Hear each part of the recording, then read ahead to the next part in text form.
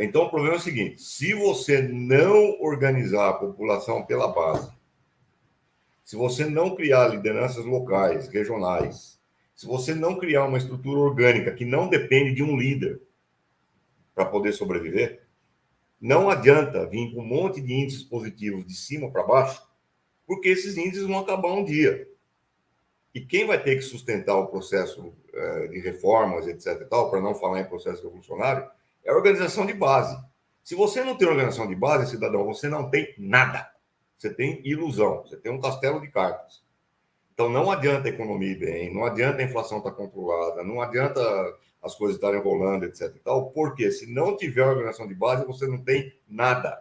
É ilusão, é castelo de carta.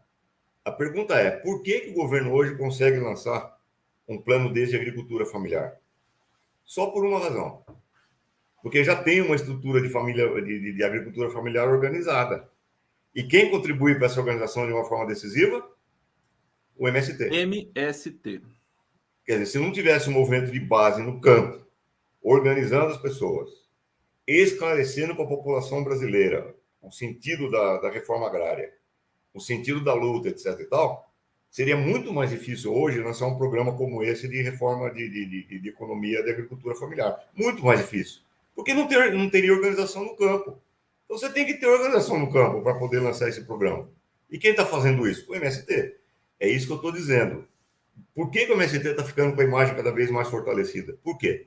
Porque ele está apresentando resultados. Resultados com base na agricultura familiar, no pequeno agricultor. Ele faz uma feira da cultura, uma feira da reforma agrária, como ele acabou de fazer, que foi um sucesso estrondoso, que todo mundo viu a diversidade da alimentação brasileira.